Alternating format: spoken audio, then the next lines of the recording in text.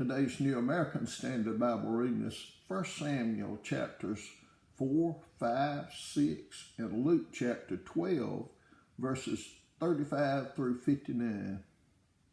1 Samuel chapter 4. Thus the word of Samuel came to all Israel. Now Israel went out to meet the Philistines in battle and camped beside Ebenezer, while the Philistines camped in Aphek. The Philistines drew up in battle array to meet Israel.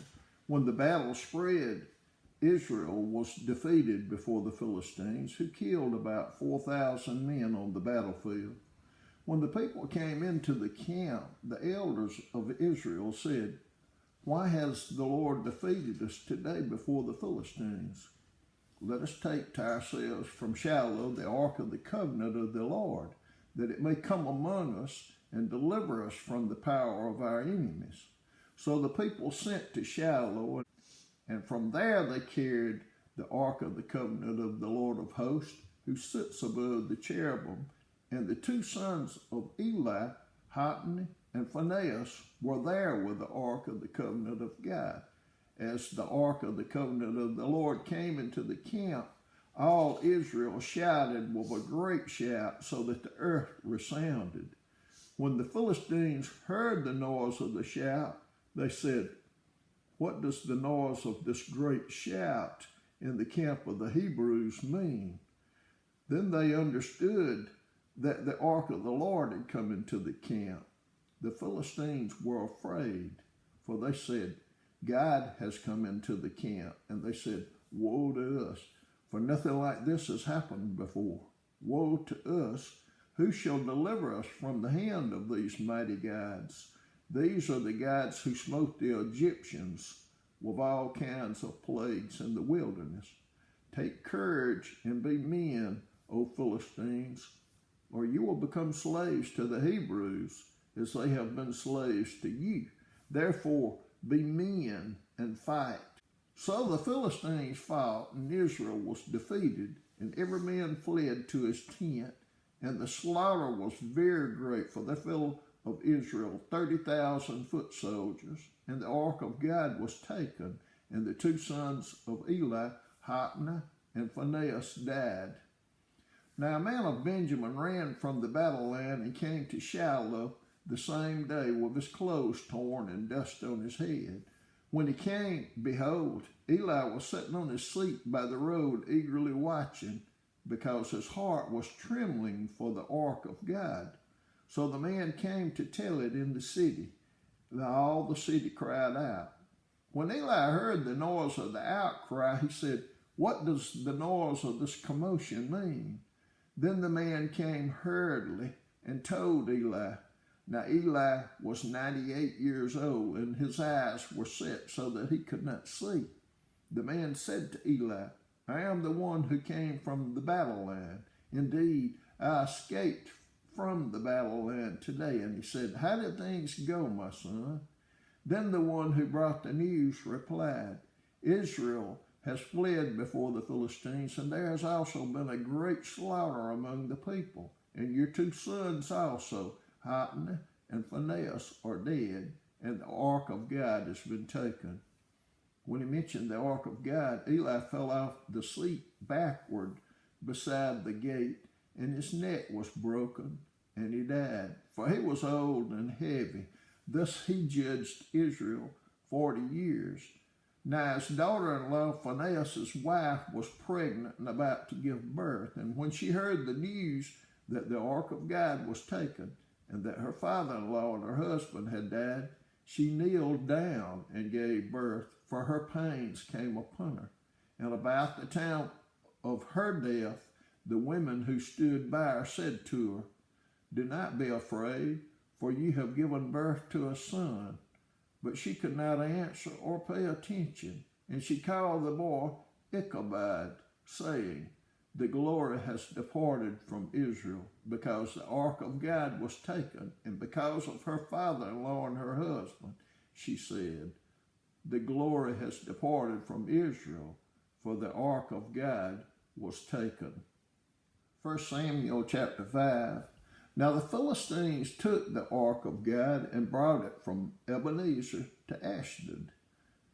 Then the Philistines took the ark of God and brought it to the house of Dagon and set it by Dagon. When the Ashdodites arose early the next morning, behold, Dagon had fallen on his face to the ground before the ark of the Lord. So they took Dagon and set him in his place again. But when they arose early the next morning, behold, Dagon had fallen on his face to the ground before the ark of the Lord. And the head of Dagon and both the palms of his hands were cut off on the threshold. Only the trunk of Dagon was left to him. Therefore, neither the priest of Dagon nor all who entered Dagon's house tread on the threshold of Dagon in Ashdod to this day. Now the hand of the Lord was heavy on the Ashdodites, and he ravaged them and smote them with tumors, both Ashdod and its territories. When the men of Ashdod saw that it was so, they said, the ark of the God of Israel must not remain with us, for his hand is severe on us and on Dagon our God. So they sent and gathered all the lords of the Philistines to them and said, what shall we do with the ark of the God of Israel? And they said, let the ark of the God of Israel be brought around to Gath. And they brought the ark of the God of Israel around. After they had brought it around, the hand of the Lord was against the city with very great confusion. And he smote the men of the city, both young and old, so that tumors broke out on them. So they sent the ark of God to Ekron. And as the ark of God came to Ekron, the Ekronites cried out, saying, they have brought the ark of the God of Israel around to us to kill us and our people. They sent therefore and gathered all the lords of the Philistines and said, send away the ark of the God of Israel and let it return to its own place, so that it will not kill us and our people. For there was a deadly confusion throughout the city. The hand of God was very heavy there, and the men who did not die were smitten with tumors. And the cry of the city went up to heaven. 1 Samuel chapter 6. Now the ark of the Lord had been in the country of the Philistines 7 months. And the Philistines called for the priest and the diviners, saying, what shall we do with the ark of the Lord? Tell us how we shall send it to its place. They said, if you send away the ark of the God of Israel, do not send it empty, but you shall surely return to him a guilt offering. Then you will be healed, and it will be known to you why his hand is not removed from you. Then they said, what shall be the guilt offering which we shall return to him? And they said, 5 golden tumors and 5 golden mice, according to the number of the lords of the Philistines. For one plague was on all of you and on your lords. So you shall make a likeness of your tumors and likenesses of your mice that ravage the land, and you shall give glory to the God of Israel. Perhaps he will ease his hand from you, your gods, and your land. Why then do you harden your hearts as the Egyptians, and Pharaoh hardened their hearts when he had severely dealt with them? Did they not allow the people to go? And they departed. Now therefore take and prepare a new cart and 2 milch cows on which there has never been a yoke, and hitch the cows to the cart, and take the calves home away from them. Take the ark of the Lord and place it on the cart, and put articles of gold which you return to him as a guilt offering in a box by its side. Then send it away that it may go. Watch, if it goes up by the way of its own territory to Beth Shemesh, then he has done us this great evil. But if not, then we will know that it was not his hand that struck us. It happened to us by chance. Then the men did so, and took 2 milch cows and hitched them to the cart, and shut up the calves at home. They put the ark of the Lord on the cart, and the box with the golden mass and the likeness of their tumors, And the cows took the straight way in the direction of Beth Shemesh. They went along the highway, lowing as they went, and did not turn aside to the right or to the left. And the lords of the Philistines followed them to the border of Beth Shemesh. Now the people of Beth Shemesh were reaping their wheat harvest in the valley, and they raised their eyes and saw the ark and were glad to see it.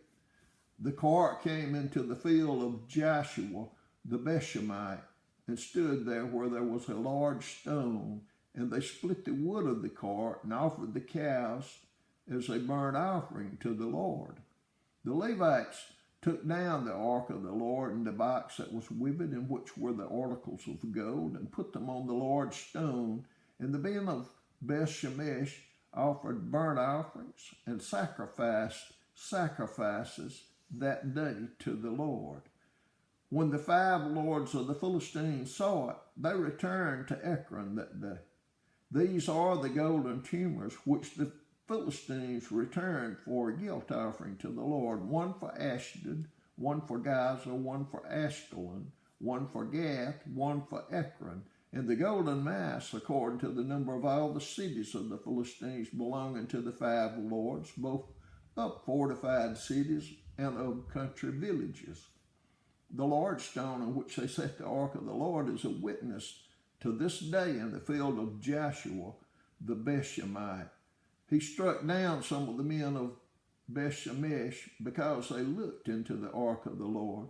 He struck down of all the people 50,070 men, and the people mourned because the Lord had struck the people with a great slaughter. The men of Beth Shemesh said, "Who is able to stand before the Lord, this holy God, and to whom shall he go up from us?" So they sent messengers to the inhabitants of Kiriath Jearim, saying, "The Philistines have brought back the ark of the Lord. Come down and take it up to you." Luke chapter 12, verses 35 through 59. Be dressed in readiness and keep your lamps lit. Be like men who are waiting for their master when he returns from the wedding feast, so that they may immediately open the door to him when he comes and knocks. Blessed are those slaves whom the master will find on the alert when he comes. Truly I say to you that he will gird himself to serve and have them recline at the table, and will come up and wait on them, whether he comes in the second watch or even in the third and finds them so. Blessed are those slaves. But be sure of this, that if the head of the house had known at what hour the thief was coming, he would not have allowed his house to be broken into. You too be ready, for the Son of Man is coming at an hour that you do not expect. Peter said, "Lord, are you addressing this parable to us or to everyone else as well?"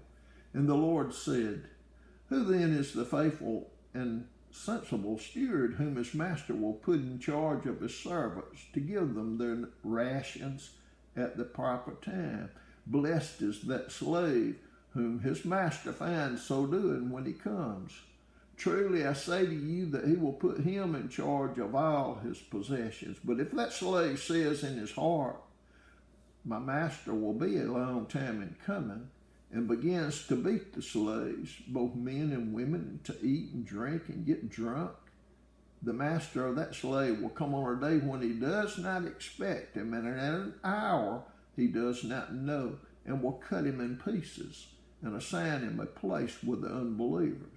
And that slave who knew his master's will and did not get ready or act in accord with his will receive many lashes. But the one who did not know it and committed deeds worthy of a flogging will receive but few.